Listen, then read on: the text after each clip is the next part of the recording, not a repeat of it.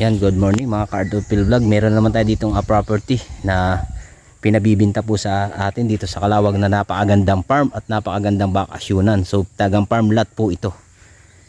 Itong property na may sukat na kalahating hektarya, napasok po ang ating 4 wheels dito sa loob ng property. Then dito po ay pasok ang yan, tricycle. Then dito po siya nadaan. Ito na daw po talaga yung right of way dito ng barangay na bigay. So kahit umulan, uminit po ay dito po napasok ang sasakyan. Then napasok po dito sa mga karating nating farm dyan. Meron na rin po dyan mga farm na pinagbibili. So ito po yung farm na 5,000 square meter po na sukat. So start po tayo dito. Dito po yung karsada. Ito na po yung property. Makikita po nyo sa video na yan. Yan po yung pinakalinis na property. So bago ko po pasukin ang property na may sukat na kalahating hektarya o half hectares 500 square meter. So ako po uli si Erwin Sibera ng Ardopil Vlog ay muli nyo samahan dito. Yung mga hindi po dyan nakalike, subscribe, pakipindot na rin po yung ating notification bell para lagi tayong updated sa mga video po nating ina-upload na farm lot na murang property. So makikita po natin ito po yung Barangay Road ongoing po sa National Highway going to Bicol.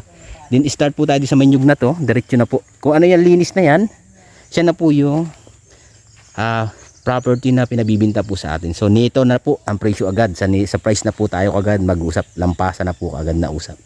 So ang kalahating hektarya ay pinabibinta po sa atin ni seller ng 650,000. So napakamura po kasi ito ay kalapit po niya yung may ilog. Diyan na dinarayo dito. So napakaganda at napakalinis po ng farm. So ito po ay maganda sa mga manuka na sasabungin. So bawal po dito mag-alaga ng baboy. Basta yung mga nabaho po na manok, bawal din po dito yung mga 45 days. Pwede lang po dito yung mga sasabunging manok. Yan, makikita po natin yung mga naghahanap po ng farm ng manukan. Kalahating hektarya. 650, i-avail mo na mga ka-Ardopil Vlog. So nakikita nyo ating WhatsApp Viber sa taas po ng ating screen. Pwede po kayo diyang kumontak. Then ang kagandahan ng property ay pwede nyo itong i-develop na gawing resort. So wala pong magiging problema kasi mayroon po tayong sakop dito na ilog. Then ang kalapit po natin na ilog dito ay siya po mismo yung dinarayo dito na ilog sa Calawag, Quezon. So ang 4 wheels pasok sa property. So napakaganda ng property. Mapapansin naman po nyo talaga kahit iikot natin dito sa screen ng video natin. So napakaganda po ng reality ng pagkalupa na kalahating hektarya. So murang-mura po sa atin binibigay ito ni seller. 650, lampasan, diretsuhan, direct to seller po tayo. So meron tayong puno na pwedeng gawing pambahay kubo, napakalaking mahogani. So lalapitan natin ang mga mahogani na napakalalaking puno. Pwede po natin gawing pambahay ito. So napakaganda po nito. Ayan, ilang puno na mahogani, malalaking puno. Pwede na po natin gawing pambahay. So may source na kuryente. Yan, wifi po, converse. Papansin po natin yung linyang yan, may converse po. Napakaganda talagang farm. So napaka-smooth at napaka-relaxing view ng property na kalahating hektarya. Kung narating mo ng personal, mas nakaka-relax ang view. So kahit magpagilong-gilong ka, magpabali-baliktad ka sa Carabao Grass, so napakaganda. Talagang masasabi ko 100% napakaganda ng property. So ang ilog, so pakikita ko po sa inyo yung pinaka-source ng tubig dito. So pwede po tayo mag-develop dito ng resort. Itong kalahating hektarya, pwede natin gawing resort ito. Napakaganda po gawing resort nito. Ano? So yan po yung ilog. Sa baba po nitong property na ito, naandyan po yung dinarayo na ilog. Napaliguan po dito sa Calawag. Ayan po yung ilog ano. Sa baba na yan. So hindi ko lang bababain at medyo katanghalian tapat, ka-alas-12 po. Napaka-creepy po ng kapaligiran natin at nagsusulo lang po ako. Yung pong guide ay iniwan po natin dito sa kabilang area. Then dito lang po, solo lang ako. Then papakita ko, lalaki talaga ng mga hardwood. So dito sa tabing ito may mapapansin natin may mga hardwood na malalaking kahoy, pero hindi natin pwedeng kunin siguro, baka bumaba ang lupa. Pero yung iba pwede siguro bawasin yung malalaki pang pabahay. Dito po yung pinakang property. Tingnan ko naman po doon sa may area na yun. Yung mga buyer ko nga pala dyan na ganito ang hanap na property na farm lot, napasok ang sasakyan na budget meal lang, hindi kalaki ang property, small cut. Ito na po mga ka-Ardopil. So ang pampabahay, ayan, kikita natin mga kahoy, wood lumber, mahogany. Then ito isang kahoy na ito, napakalaking kahoy at napaka, yan ito po, Yung mahuganihan po na yan, hadala pang pabahay. Tapos ito yung kahoy na ito. Yan, malaking kahoy. Basta half hectares po ang kukunin natin dito. Ito, talisay. Malaking puno ng talisay. Yan. Basta kalahating hektarya po. 5,000 square meter lang po. Then pwede tayo mag-develop ng resort, mga field. Kasi marapit tayo sa ilog na pagkukunan ng tubig. Tapos sa baba naman po nito, ito po yung dinarayo na ilog dito na dinarayo dito sa Kalawag. So yan, dito yung aking mga kasama. Yan, malayo, kaya hindi ako nakababa kanina dun sa pinakang area ng property, dun sa may pinakita pong source ng tubig.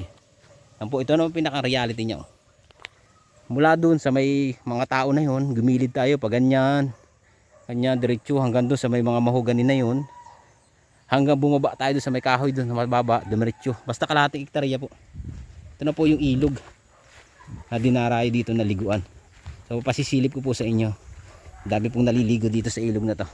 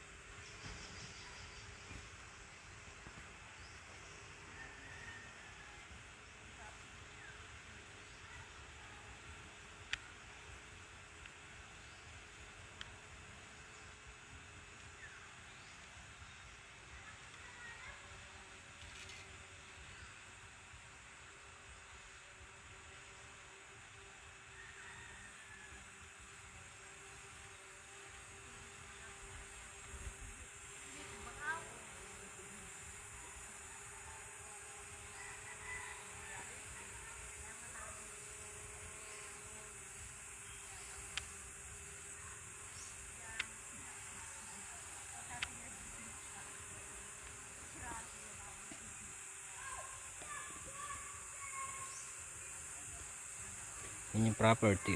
Mula po dun sa may ano na yan, yan, ilog dyan, yung ilog na pinuntahan ko sa video. Then dito, yan, makikita po natin yan, babaybayin ko ng ilog na yan. Yan na po yung ating property na kalahating hektarya. Ito na po yung pinakang hawa na yan, yung malinis na yan. So meron din dyan kuryente, tubig. Yan. Yan, pinakang property, yan, makikita natin yan, linis na yan. Yan na po yung kalahating hektarya. Yan, yung pinakang kalahating hektarya. Yan. So, napakaganda naman po ng property. Yan. Hindi lang natin makita dyan yung ilog, so pasok dito. Yung karsada niya hindi lang makita na. Yan po. Yung madami masyadong yung boundaryhan na yan. Yan yung karsada.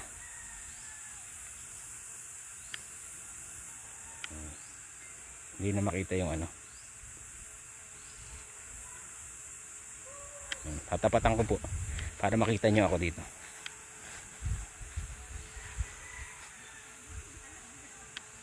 Yan, ayun ako.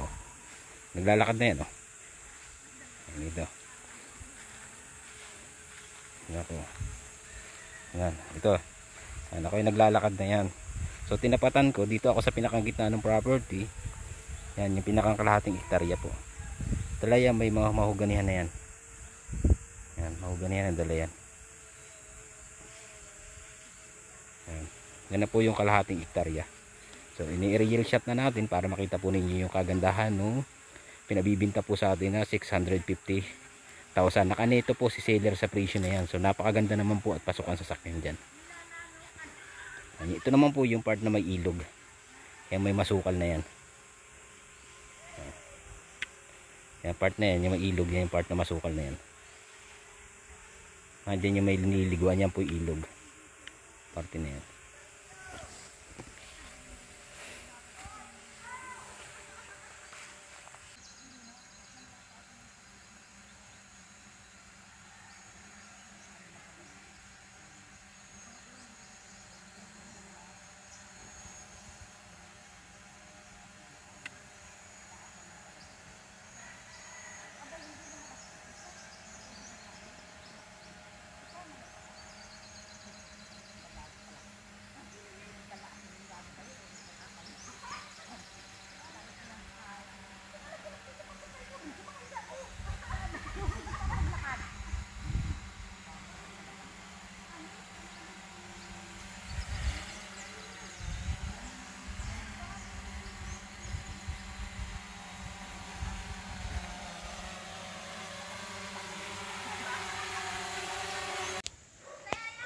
Nandito po sa karating niyan, so may kulay, may boundaryhan na po tayo. Pero itong property po na ito hanggang doon sa may taas ay sako po natin. Then ito po yung ilog na dinarayo dito na liguan sa area po ng property. So sisilip po sa inyo pero hindi po ito dala. Nasa karating lang po natin. May mga kulay naman po. Mula dito sa may kahoy na malaking to, nadala na yan. Ayan po yung ilog. Oh. Ayan. May mga naliligo mga bata. Tapos dito na ilog. Then yan po, pwede natin i-develop yan. Kasi kalapit naman po natin yung mga ilog na dinarayo talaga dito ng mga naliligo. Yan, pag summer po dyan, naliligo mga tao-tao dito. Then ito na po yung ating nadadalhan. Yan po baba na yan. Then pag ganyan na po, papunta dyan, paaplan. Ang boundaryhan naman po, yung may kahoy na yan. Pag ganun, sa may tabi dun. Basta malinis naman po dito sa may taas. Ito lang po yung hindi kasi nila nililinis sa may tabi po ng ilog na to. Tinanim pa nila ng mga hardwood na mahogany. So napakaganda, napaka-relaxing po talaga nito. So ano pang hinahanap nyo mga Car to Field Vlog? Inquire na sa number na makikita nyo sa taas ng screen na yan. Ang WhatsApp and Viber po. Tapos dito na yung pinakang reality na napakagandang view ng property. Panalong panalo ito. So ano pang hinihintay nyo? Rush na po ito. So paunahan na lang kayo kung sino makakagusto ng mga buyer dyan. Inquire ninyo kaagad at pupuntahan natin. So pasok dito ang 4 wheels. Inuulit ko sa mga magtatanong. So nasa 30 minutes drive papunta dito sa property. Kung ang magagaling naman po tayo sa town proper po ng Calawag, so mga 5 minuto nasa pagpasok na tayo dito. So babiyahe tayo dito mga 20 minutes. So 30 minutes nga po sarado mula town proper pumunta dito sa property na kalahating hektarya. Yan po yung aking mga kasama dito sa property na to. Yan po yung mga boundaryhan, may mga bakod na yan. Ito po yung boundary ng property. Tapos yan yung may ilog na dinarayo na paliguan. Then dito pag ganyan miikot lang po tayo sa property na kalahating hektarya po na ito. Kapag hinihintay nyo mga Car to Field Vlog, contact na kayo sa taas ng screen na yan, ang number po natin. Ang description naman po ng full details ay nasa baba po ng ating video. Diyan na lang po natin ilalagay yung pinakang description ng ating details. Thank you for watching Car to Field Vlog.